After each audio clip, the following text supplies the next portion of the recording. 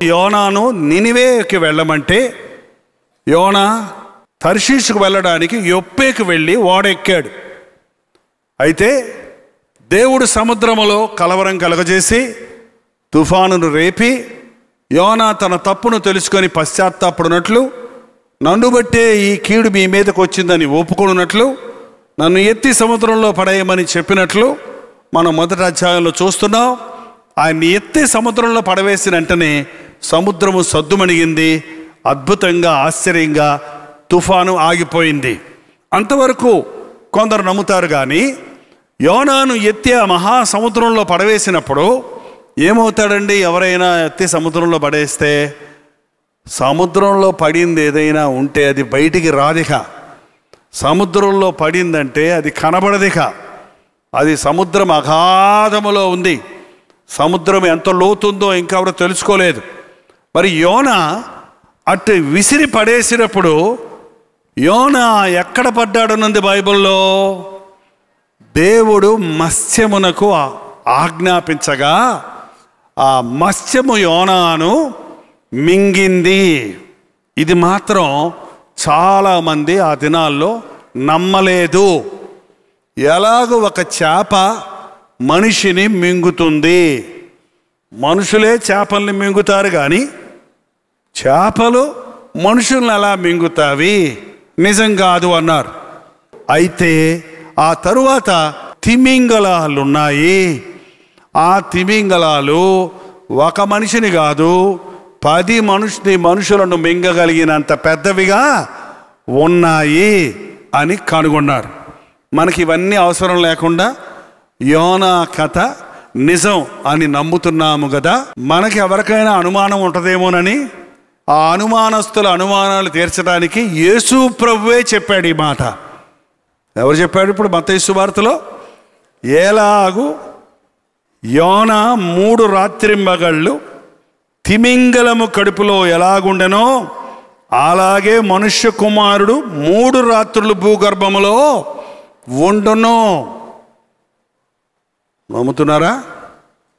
ఇక్కడ కొత్త నిబంధన వచ్చేటప్పటికి తిమింగలము అని తర్జుమా చేయబడింది.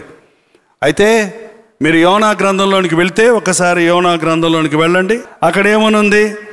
గొప్ప మత్స్యము ఒకటి యోనాను మింగవలనని యెహోవా నియమించి ఉండగా. ఏంటంటే గొప్ప మత్స్యము, గొప్ప చేప, పెద్ద చేప మింగమని దేవుడు ఆజ్ఞాపించాడట. దేవుడు చెప్పిన మాటను మృగాలు, పక్షులు, జంతువులు, జలచరాలు వింటున్నాయి. కానీ తన ఆకారంలో తన రూపంలో చేయబడిన మనుష్యుడు దేవుని మాట వింటున్నా. యోనా పారిపోదాం అనుకుంటున్నాడు. ఎక్కడికి పారిపోతారండి? దేవుని దగ్గర నుంచి ఎక్కడికి పారిపోతారు చెప్పండి? ఎక్కడికి పారిపోతావు? నేను ఆకాశంలోకి ఎక్కితే నువ్వు అక్కడున్నావు, నేను పాతాళంలోకి వెళ్తే నువ్వు అక్కడున్నావు, నేను చీకట్లో దాక్కుందామంటే నీకు చీకటి కూడా లేదు, చీకటిగా కూడా లేదు అని దావీదు అంటున్నాడు కదా. నాకు కనబడకుండా రహస్య స్థలంలో దాక్కుని కలిగిన వాడు ఎవడైనా కలడా? నేను సమీపం నుండి చూచి దేవుడిని మాత్రమేనా, దూరం నుండి చూచి దేవుడను కానా? దేవుడు చెప్పిన మాట ఇష్టం లేకపోతే ప్రభువా ఇది కష్టంగా ఉందనో ఏదో చెప్పాలి కదా. దేవుడు యెహోవా అరిమతయి కుమారుడైన యోనాకు ప్రత్యక్షమై ఇలా చెబితే, దుర్గతి పట్టునని ప్రకటించమని చెబితే, ఏదో పెద్ద బయలుదేరినట్టుగా మూటముళ్ళు కట్టుకొని ఎక్కడికి వెళ్ళాడంట? యొప్పేకి వెళ్ళి తర్షీషు వాడెక్కేసాడట. అక్కడ రెస్ట్ తీసుకోవడానికి వెళ్తున్నాడంట. తర్షీషు బీచ్ రోడ్ అంట. బీచ్ అంట, అది పడుకుంటారు చూడండి ఎండలో ఇసుకల్లో, అలాంటి చోటుకి వెళ్ళిపోయి రిలాక్స్ అవుదాం అనుకుంటున్నాడు. దేవునికి ఏ మాట చెప్పకుండా నువ్వు ఎవడన్నా పంపించు ప్రభా నేను వెళ్ళను అంటే ఇంకొకటి పంపించుకోండి కదా దేవుడు. ఏంటండి పోనీ ఎవరన్నా ఏదన్నా చెప్పినప్పుడు చేయలేకపోతే నేను చేయలేనయ్యా అని చెబితే దేవుడు ఏం చేస్తాడు? దేవుడు కానీ మనం కానీ ఇంకొకరితో చేయించుకుంటాం. అంతేగాని చేస్తాడన్నట్టు సరే సరే సరే అని చెప్పి తుస్సును పారిపోతే ఏమైపోద్ది? మనుషుల్ని మోసం చేయగలవు కానీ దేవుణ్ణి మోసం చేయగలవా? ఏంటండి నీ సన్నిధిలో నుంచి నేను ఎక్కడికి పారిపోతాను ఎంటాడుతున్నాడు దేవుడు. వాడెక్కేసి టికెట్ కొనేసుకొని వాడు అడుగు భాగానికి వెళ్ళి సెటిల్ అయిపోయాడంట. అక్కడ ఏంటండి పడుకొని నిద్రపోతున్నాడు, ఎవరికి తెలియదు అనుకున్నాడు. తుఫాను పుట్టించాడు దేవుడు. బయటపడ్డాడు. మనలో ఎవడో ఒకడు శనిగాడు ఉన్నాడు. ఎవడ వల్ల కీడు వచ్చింది మనకి. చీట్లు వేద్దామని చీట్లు వేస్తే ఎవరి పేరు వచ్చింది? యోనా. ఎవరవయ్యా నువ్వు? ఎవరివి నువ్వు? నీ వ్యాపారం ఏంటి? నీ దేశం ఏంటి? నువ్వు ఎక్కడి నుంచి వస్తున్నావు? ఎక్కడికి వెళ్తున్నావు? ఎప్పటికీ చెప్పకుండా వెళ్తామంటే అందరి ముందు ఓపెన్గా ఇంటర్వ్యూ అయిపోయింది అని. పాపం అందరికీ తెలిసిపోయింది యోనా చేసిన పని. ఆ షిప్లో ఉన్న ఊరోళ్ళందరికీ తెలిసిపోయింది. రకరకాల మతాల వాళ్ళు, రకరకాల దేవుళ్ళని పూజించేవాళ్ళు, రకరకాల ఊర్లు వాళ్ళు, బిజినెస్ పీపుల్ అందరూ ఉన్నారు. అందరి ముందు చెప్తున్నాడు, నేను ఆకాశాన్ని భూమిని సృష్టించిన దేవునికి భయపడేవాడిని, ఆయన దగ్గర నుంచి పారిపోదామని వాడెక్కాను అంటే వాళ్ళు అవ్వా అవ్వా అవ్వా అంటున్నారు. ఊరు ఆకాశాన్ని భూమిని సృష్టించే దేవుడు అంటున్నావు, మళ్ళీ పారిపోతాడు అంటున్నావు, ఇదేంట్రా నాయన? అందుకే కాబోలు ఇది వచ్చింది, ఇంత పెద్ద తుఫాను వచ్చింది, మా పని ఏమైపోద్దని వాళ్ళు భయపడిపోతున్నారంట. ఆకాశాన్ని భూమిని సృష్టించిన సృష్టికర్తని గురించి చెబితే అన్యులు భయపడుతున్నారు, విశ్వాసులకి ఏం లేదు. పర్వాలేదులే, క్షమిస్తాడులే, క్షమిస్తాడు. మిమ్మల్ని ఎవరు అడగలేదా? మీరు కూడా ఇలా చేయొచ్చా? మీరు యేసుప్రభుని నమ్ముకున్నారు కదా, మీరు కూడా ఇలా చేయొచ్చా? మీరు కూడా ఇలా జగడం ఆడొచ్చా? మీరు కూడా బూతులు ఆడొచ్చా? మీరు కూడా సినిమాలకు వెళ్ళొచ్చా? మీరు కోర్టులకు వెళ్ళొచ్చా అని మిమ్మల్ని ఎవరు అడగలేదండి. అసలు మీలో యేసుప్రభులాగా ఉంటే కదా అడిగేది. మీలో క్రీస్తు బిడ్డలని తెలిస్తే తప్పకుండా లోకంలో ఉన్న మనుషులు, యేసుప్రభువుని నమ్ముకున్న వాళ్ళు నీతి న్యాయాల్లో, ప్రేమ సమాధానాల్లో, పరిశుద్ధతలో, క్షీణ స్థితిలో ఉన్నారని వాళ్ళు ఎక్స్పెక్ట్ చేస్తున్నారు, ఎదురు చూస్తున్నారు మన దగ్గర. యోనా దేవుని నామాన్ని మహిమపరచవలసిన వాడు సిగ్గుపరిచాడు, కానీ గ్రహించుకున్నాడు, పశ్చాత్తాపడ్డాడు. తప్పులు పొరపాట్లు ప్రతి ఒక్కరు చేస్తామండి. తెలిసి చేస్తాం, తెలియక చేస్తాం, శోధనలో పడతాం. కానీ యేసుక్రీస్తు దగ్గర ఉన్న గొప్ప విషయం ఏంటంటే, మీరు ఒప్పుకుంటే, పశ్చాత్తాపడితే క్షమించడానికి ఆయన ఎప్పుడూ సిద్ధంగా ఉన్నాడు. ఆయన దయాహృదయుడు, క్షమించే ప్రభు. నన్ను బట్టే ఈ కీడు వచ్చింది, నన్ను ఎత్తి సముద్రంలో పడేయమన్నప్పుడు, పశ్చాత్తాపడ్డప్పుడు ఎత్తి సముద్రంలో పడవేయగానే దేవుడు వదిలిపెట్టలేదు. దేవుడు ఒక మత్స్యానికి వెళ్ళు నా సేవకుడు సముద్రంలో పడుతున్నాడు, పట్టుకో, నోరు తెరువు, పన్నులు గిన్నెలు తగలకూడదు నా సేవకుడికి, ఎక్కడ దెబ్బ తగలకూడదు అని చెప్పుంటాడు అనుకుంటాను. చేప నోరు ఎట్ట తెరిచి ఉంటుందంటే అందులో పడ్డాడంటే సరిగ్గా అది ఎట్ట బ్యాలెన్స్ చేసిందో నాకు అర్థం కావట్లేదు ఇప్పటికి కూడా. విసిరేస్తున్నప్పుడు ఎట్ట బంతి పట్టుకున్నట్టు కింద జారిపోడా, ఇసిరేశారు కదా వాళ్ళు. ఆ ఇసిరేసినప్పుడు ఇది రెడీగా ఉండి అటక్కడ మింగింది అనమాట. కరెక్ట్గా మింగింది. కరెక్ట్గా మింగితే పొట్టలోనికి జారుకుంటున్నాడు అయ్యగారు. ఎవరు అయ్యగారు? యోనా గారు. అయిపోయింది నా పని, నరకంలో పడేశాడు నన్ను దేవుడు. లేదే, చల్లగుందేంటి, పరలోకం తీసుకెళ్ళిపోతున్నాడు. పోర్లే, క్షమించేశాడు ప్రభు. ఏంటి పీస్ వస్తుంది, వాసన, నరకమా పరలోకమా అర్థం కాల యోనాకంట. మత్స్యము కడుపులో నుండి, ఓడలో నిద్రపోయినట్టు మత్స్యం కడుపులో నిద్రపోతే చక్క జీర్ణించుకొని బయటికి వెళ్ళిపోయి ఉండేవాడు. నిద్రపోలా ఇప్పుడు నిద్రపోలా. చూడండి యోనా గ్రంథం 2వ అధ్యాయంలో, ఆ మత్స్యము కడుపులో నుండి యోనా యెహోవాకు ఇలాగు ప్రార్థించెను. మత్స్యము కడుపులో నుండి యోనా యెహోవాకు ప్రార్థించెను. ఓడలో హాయిగా ఉన్నప్పుడు ఏం చేశాడు? నిద్రపోయాడు. ఆ ఓడ నావికుడు వచ్చి చెప్పాల్సి వచ్చింది, ఓయి నిద్రపోతా, నీకేమొచ్చింది, లేచి నీ దేవుడికి ప్రార్థన చెయ్యి. ఏంటండి, మంచిగా ఫ్యాన్ ఏసీ పెట్టి ప్రార్థన చేసుకోమ్మా అంటే ఒకటే కూనుకులు. కడుపు నిండా అన్నం తిన్నాక దేవుణ్ణి స్తుతించి ప్రార్థన చేసుకోమళ్ళు మంచి ఆరోగ్యం ఇచ్చి, మంచి మోకాళ్ళ నొప్పులు లేకుండా, కీళ్ళ నొప్పులు లేకుండా సంతోషంగా ఉన్నప్పుడు ప్రార్థన చేసుకోమంటే బోల్డ్ పనులు ఉన్నాయి ఇప్పుడు అంటారు. యోనా మత్స్యము కడుపులో పడి, అయ్యా నన్ను క్షమించవా, అయ్యా నువ్వు చెప్పింది చేయలేదు, కనికరం కలిగిన దేవా, కృప కలిగిన దేవా. ఎలా పొగుడుతున్నాడో చూడండి దేవుణ్ణి, ఏమన్నాడో చూడండి.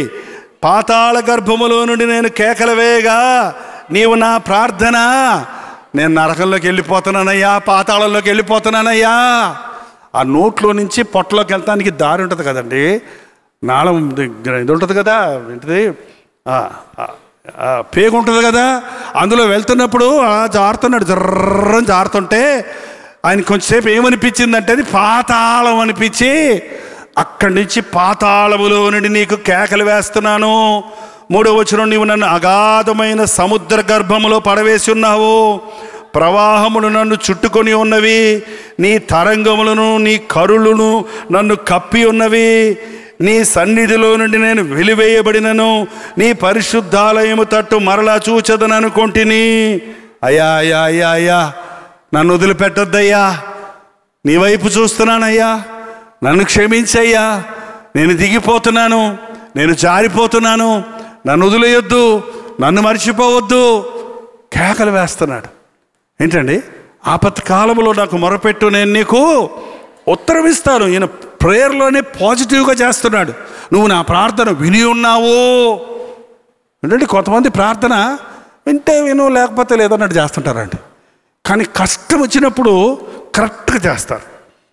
యేసుప్రభు సముద్రం మీద నడిచొస్తుంటే భూతం భూతం భూతం అంటే, నేను భూతాన్ని కాదు, నేనే, భయపడకండి అంటే, పేతురు అన్నాడు, నువ్వే అయితే నేను కూడా నడిచి వచ్చేటట్టు చెయ్యి అన్నాడు. నడిచిరా అనగానే పేతురు కూడా నీళ్ళ మీద నడవటం మొదలుపెట్టాడు. అంతలో అటుడు చూసి, గాలిని చూసి మునిగిపోసాగి, నువ్వే అయితే నన్ను కాపాడు అన్నాడా. ఇప్పుడు అయితేలు గీతేలు లేవు. అయితే అంటే అయిపోయింది దాని పని. ప్రభా నాకు సహాయము, ఇది నిజమైన ప్రార్థన. ముందు అయితే, నువ్వు ఉంటే, నువ్వు గొప్ప దేవుడు అయితే నాకు డబ్బులు ఇయ్యి, నువ్వు నిజంగా దేవుడు అయితే నాకు సహాయం చెయ్యి అని అయితేలు పెడుతుంటాం చూడండి. ఇది విశ్వాస ప్రార్థన కాదు, ఇది అవిశ్వాసపు ప్రార్థన. నిజమైన ఆపత్కాలంలో వచ్చినప్పుడు అయితే అనలేదు. ఇక ప్రభువా అనగానే ప్రభు చెయ్యి చాపి పేతుర్ని పైకి లేపాడు. యోనా మా హృదయాంతరేంద్రుల నుంచి కేక వేస్తున్నాడు, నా ప్రార్థన విన్నావు, నాకు సహాయం చేస్తావు, నాకు ఆ నమ్మకం ఉంది. 5వ వచనం, ప్రాణాంతము వచ్చినంతగా జలములు నన్ను చుట్టుకొనిచున్నవి, సముద్రాగాధము నన్ను ఆవరించున్నది, సముద్రపు నాచు నా తల చుట్టుకొని ఉన్నది, నేను మరి ఎన్నటికి ఎక్కి రాకుండా భూమి గడియలు వేయబడి ఉన్నవి, పర్వతపు పునాదులలోనికి నేను దిగి ఉన్నాను. నా దేవా యెహోవా, నీవు నా ప్రాణము కోపములో నుండి పైకి రప్పించి ఉన్నావు అని పాజిటివ్గా చేస్తున్నాడు. ప్రార్థనలో మీరు ఏమేమి దొరికినవని నమ్మారో అవి మీకు దొరుకుతాయి. చూసారా, మత్స్యము కడుపులో నుండి యోనా ప్రార్థన చేస్తున్నాడు. కొన్నిసార్లు మనం కష్టాల్లో ఉన్నప్పుడండి మరింత కృంగిపోతుంటాం. ఇప్పుడు ప్రార్థన చేయంటే ఇంకేం ప్రార్థనలే, వద్దులే, దేవుడు లేడు, దయ్యం లేడు అని చాలామంది వారి హృదయాలు కఠినపరుచుకుంటారు. ఏంటండి, మీరు ఏ స్థితిలో ఉంటే ఆ స్థితిలో దేవుడికి మొరపెట్టండి. మీరు ఎక్కడుంటే అక్కడే మొరపెట్టండి. మీరు హాస్పిటల్లో అడ్మిట్ అయి ఉంటే ఇంటికి వెళ్ళాక చేసుకుందాం ప్రార్థన అనకండి, అక్కడే చేయండి ప్రార్థన, అక్కడే చేయండి ప్రార్థన. మీరు కారులో మిమ్మల్ని హాస్పిటల్లో తీసుకెళ్తుంటే, వ్యాన్లో తీసుకెళ్తుంటే నా పాస్టర్ గారికి ఫోన్ చేయమని అడగండి, మీరే అడగండి, నాయనా నాకు సహాయం చేయి. ఆపత్కాలంలో దిక్కులేని స్థితిలో చేసిన ప్రార్థన దేవుడు విన్నాడు. ఆయన ప్రార్థన విన్నాడు. కోపములో నుండి నా ప్రాణము నాలో మూర్ఛిల్లగా నేను యెహోవాను జ్ఞాపకము చేసుకుంటుని, నీ పరిశుద్ధాలయములోనికి నీ యొద్దకు నా మనవి చేరింది. నాయన, ఆపత్కాలములో ఉన్నాను, నన్ను జ్ఞాపకం చేసుకో. నేను నిన్ను జ్ఞాపకం చేసుకుంటున్నాను. నేను ఎంత అవిధేయుడయ్యాను, నేను ఎంత విసిగించాను. నువ్వు చెప్పిన మాట వినకుండా నా ఇష్టాన్ని చేసుకోవడానికి వెళ్ళి నష్టాన్ని తెచ్చుకున్నానయ్యా. ఆ ఓడలో ఉన్న వాళ్ళందరూ చచ్చే పరిస్థితి వచ్చింది. అటువంటి శాపంగా మారాను. ఇప్పుడు నా ప్రాణాన్ని కనికరించు అని దేవునికి మొరపెట్టాడండి. మొరపెట్టాడు. ప్రార్థన 3 నిమిషాలా? కొన్నిసార్లు మనం కొంచెంసేపు అర్థం చేస్తాం, ఆ తర్వాత చేయం. ఎన్ని రోజులు చేశాడు ప్రార్థన? ఎన్ని రోజులండి? ప్రార్థన ఆపే అయ్యా అనగానే సుర్రమనేదంట. ఎందుకని? చేప కడుపులో ఏమోడుతుంది, మన కడుపులో ఏమోడుతుంది తెలుసా మీకు? జఠరరసం ఊరి మనం తిన్న మాంసం ముక్కలు, మునక్కాయ ముక్కలు ఏంటండి అన్నీ ఏం చేస్తుంది? స్మాష్ చేసి అరగొడుతుంది కదా. అలాగే చేప కడుపులో కూడా జఠరరసం ఊరుతుంది. ఊరితే లోపట ఆహారం ఏమవుద్ది? అరిగిపోద్ది, కరిగిపోద్ది. కరిగిపోతుంటే ఇలాగే ఒక అతన్ని తిమింగలం మింగిందటండి. మింగి తర్వాత కక్కేటప్పటికి వాడు తోలంతా ఎర్రగా ఊడిపోయిందట. ఏంటంటే కొంచెం సేపట్లోనే, అంటే ఆ రసానికి, ఆ జఠర రసానికి వాడు అరిగిపోయాడు అన్నమాట.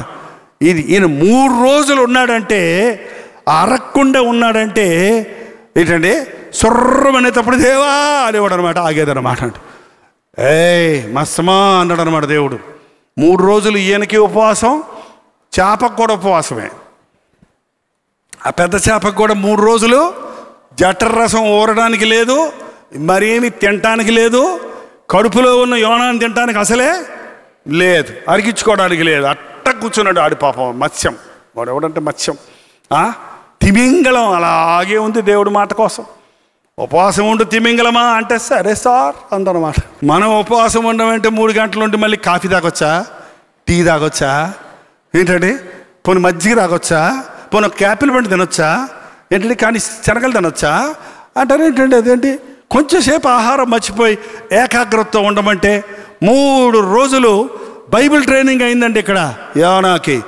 ఒడే నాయన, సువార్త చెప్పడం అంటే నేను వెళ్ళమన్న చోటికి నువ్వు వెళ్ళాలి, నేను చెప్పమన్న మాటలు నువ్వు చెప్పాలి.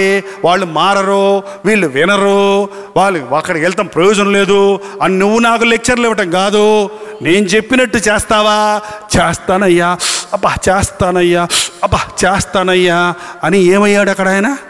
మారిపోయాడు పొట్టలో, ఉపవాస ప్రార్థనలో.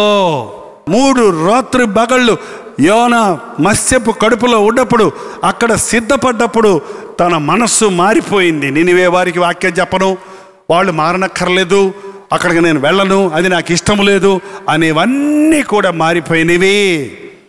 దేవునికి మొర్రపెట్టాడు, నీ చిత్తానికి లోబడతాను. 9వ వచనంలో కృతజ్ఞతాస్తుతులు చెల్లించి నేను నీకు బలులను అర్పింతును, నేను మొక్కుకొనిన మొక్కుబడులను చెల్లింపక మానను, యెహోవా యొద్దనే రక్షణ దొరుకును అని ప్రార్థించాను. నాయనా, నువ్వు మాత్రమే రక్షించేవాడివి, నీ దగ్గర మాత్రమే రక్షణ దొరుకుతుంది. నినివే వారిని రక్షించేవాడివి నీవే, మత్స్యమ కడుపులో అరిగిపోబోతున్న నన్ను రక్షించేవాడివి నీవే. లోకమంతటిలో ఆయన నామంలో ఎవరు యెహోవా నామమును అంగీకరిస్తారో వారు రక్షించబడతారు. ఒప్పుకున్నాడు, మనసు మార్చుకున్నాడు, పశ్చాత్తాపడ్డాడు, ప్రార్థన చేశాడు. అది చూసిన దేవుడు ఏం చేశాడు? అంతలో యెహోవా మత్స్యమునకు ఆజ్ఞయ్యగా అది యోనాను నేల మీద బుడింగని కక్కిందండి. ఇప్పుడు ఎలా అన్నాడు? తర్షీషు వెళ్తాడా? ఎక్కడికి వెళ్ళాడు చూడండి. అంతటి యెహోవాకు 2వ మారు యోనాకు ప్రత్యక్షమై సెలవిచ్చినదేమనగా, నీవు లేచి నినివే మహాపురమునకు పోయి నేను నీకు తెలియజేసిన సమాచారం దానికి ప్రకటన చేయమని ప్రకటన చేయము. అంతే, దేవుడు ఒకటి చెప్పితే అదే చెప్తాడు. ఒకసారి, 2వ సార్లు, 3వ సార్లు అదే చెప్తాడు. 2వ మారు చెప్పాడు, వెళ్ళు చెప్పమనంగానే ఏం చేశాడు చూడండి. ఈసారి తర్షీషు వెళ్ళాడు. ఎక్కడికి వెళ్ళాడు? 3వ వచనంలో, కాబట్టి యోనా లేచి యెహోవా సెలవిచ్చిన ఆజ్ఞ ప్రకారము నినివే పట్టణమునకు పోయెను. అది ముందే చేసుంటే ఎంత బాగుండేది, అది ముందే చేసుంటే ఎంత బాగుండేదండి. ఇప్పుడు వచ్చింది బుద్ధి, ఇప్పుడు వెళ్ళేది మహాపట్టణం అంట. కాబట్టి యోనా లేచి యెహోవా సెలవిచ్చిన ఆజ్ఞ ప్రకారము నినివే పట్టణమునకు పోయెను. నినివే పట్టణము దేవుని దృష్టికి గొప్పదై 3 దినముల ప్రయాణమంత పరిమాణము గల పట్టణము. యోనా పట్టణములో 1 దిన ప్రయాణమంత దూరము సంచరించుచు ఇక 40 దినములకు నినివే పట్టణమునకు నాశనము కలుగునని ప్రకటము చేయగా. సింపుల్ మెసేజ్, 1.5 గంట ప్రసంగం కాదు, ఒకే మాట. ఇక 40 దినాల్లో నాశనం, ఇక 40 దినాల్లో నాశనం, ఇక 40 దినాల్లో నాశనం. 1 దినం వారు ప్రయాణం అంతా ప్రయాణం చేసి చెప్పుకుంటా పోతుంటే మనుషులు ఏమనుకుంటారు? పిచ్చోడు అనుకున్నారా? అరే పిచ్చోళ్ళగా ఉన్నాడు వీడు, ఏదో వాక్కుంటూ రోడ్ల మీద తిరుగుతున్నారు అనుకుంటారు జనం. నీ సొంత మాటలు చెప్తే నీ మాటలు పిచ్చి మాటలుగానే ఉంటాయి. అవి దేవుని మాటలు అయితే బండలను పగలగొట్టు సుత్తె వంటిదాయన మాట, చెత్తను కాల్చు అగ్ని వంటిదాయన మాట, మూర్ఖుల మనసులను తెరవగలిగిన శక్తి కలిగింది ఆ మాట. ఆ మాటన్న విన్న నినివే పట్టణస్థులు యోనాను ఎగతాళి చేయలేదు, యోనా చెప్పిన సందేశాన్ని పెడచెవిని పెట్టలేదు. రాజు మొదలుకొని చూడండి, నినివే పట్టణము నాశనమని ప్రకటన చేయగా నినివే పట్టణపు వారు దేవుని యందు విశ్వాసముంచి ఉపవాస దినము చాటించి ఘనులేమి అల్పులేమి అందరూ గోనె పట్ట కట్టుకొనిరి. Simple message. సువార్త చెప్పడానికి ఈ రోజున ఏంటో చేస్తున్నారు కాబట్టి ఆర్భాటాల వలన ఆత్మలు మారవో. ఎందుకు కొట్టారో చెప్పకూడదా? ఆర్భాటాల వలన ఆత్మలు మారవో. దేవుని మాట ఉన్నది ఉన్నట్టు ప్రకటిస్తే ఒక్క మాట అయినా ఊరంతా పట్టణం అంతా రాజుగారి దగ్గర నుంచి పేదవాడి దగ్గరకు మారిపోయారండి. ఉజ్జీవం అంటే అదండి. ఇంతటి ఉజ్జీవం ప్రపంచంలో ఎక్కడ చూడలేదండి ఇప్పటి వరకు. రాజుగారి మొదలుకొని సామాన్యుడి వరకు రాజుగారు సింహాసనం దిగొచ్చాడు. ఉపవాసం ఉండి 3 రోజులు. ఇంకా విచిత్రం ఏంటంటే పశువులు కూడా నీళ్లు తాగలేదంటండి, జంతువులు కూడా పస్తున్నాయి. ఎంత గొప్ప మార్పు! అందరూ తగ్గించుకొని 9వ వచనంలో మనుషులందరూ తమ దుర్మార్గములను విడిచి తాము చేయు బలాత్కారమును మానివేయవలను, మనుష్యులేమి పశువులేమి సమస్తము గోనెపట్ట కట్టుకొనవలను, జనులు మనఃపూర్వకముగా దేవునిని వేడుకొనవలనని దూతలు నినివే పట్టణములో చాటించి ప్రకటన చేసిరి. ప్రకటన చేయించింది యోనా కాదండి. ప్రకటన చేయించింది ఎవరో తెలుసా? రాజు. ఆ అన్యుడైన అష్షూరు రాజు, ఇశ్రాయేలును ఎదిరించిన రాజు. ఆ రాజు గుండె కదిలింది. రాజుగారు చాటింపేయించాడండి. అన్యుడైన రాజు. ప్రతి ఒక్కరూ ఉపవాసం ఉండవలనని చెప్పగా 10వ వచనం, నినివే వారు తమ చెడు నడతలను మానుకొనగా వారు చేయుచున్న క్రియలు దేవుడు చూచి పశ్చాత్తాప్తుడై వారికి చేయుదునని తాను మాట ఇచ్చిన కీడును చేయక మానెను. దేవుని హృదయం మార్చడానికి ఒకటే మార్గం అండి. విరిగి నలిగిన హృదయంతో పశ్చాత్తాపంతో ప్రార్థిస్తే ఆయన కోపం చల్లారుతుంది. యోనా గ్రంథంలో ఇంకా ఎన్నో పాఠాలు ఉన్నాయి, మనం నేర్చుకుందాం. దయచేసి తలలు వచ్చండి, ప్రార్థన చేసుకుందాం. ప్రతి ఒక్కరు లేచి నిలబడి ప్రార్థన చేసుకుందాం. పరిశుద్ధుడా, ప్రేమగల తండ్రి, ఒక్కసారి మమ్మల్ని చూడు నాయన, ఒక్కసారి మమ్మల్ని చూడు నాయన. తండ్రి, ఒక్కసారే ప్రకటించబడినప్పటికీ నినివే ప్రజలందరూ పశ్చాత్తాపడ్డారే. ఎన్నిసార్లు నీ సువార్త మాకు ప్రకటించబడుతుంది, ఎంతమంది దైవజనులు మమ్మల్ని నీ నామంలో హెచ్చరిస్తున్నారు. మా కఠిన హృదయాలను కరిగించేయా ఈ రాత్రి. మా జీవితాల్లో మార్పు దయచేయి నాయన. నిన్ను సంతోషపెట్టినట్లు నాయన నీ పాదాల మీద పడి మా కన్నీటితో నీ పాదాలు కడగడానికి సహాయం చేయి నాయన. తండ్రి, మా బండ గుండెలను బద్దలు కొట్టుము తండ్రి. ఇక్కడున్న ఒక్కొక్కరిని దర్శించు. ఇంకా వ్యసనాలకు బానిసలుగా ఉన్నవారిని నజరేయుడైన యేసుక్రీస్తు నామములో విడుదల చేయుచున్నాము నాయన. నినివే ప్రజలను కనికరించిన దేవా, మమ్మల్ని కనికరించు. నీ పరిశుద్ధాత్మ కార్యాలను కొనసాగించమని యేసుక్రీస్తు నామములో అడుగుచున్నాము తండ్రి. ఆమేన్.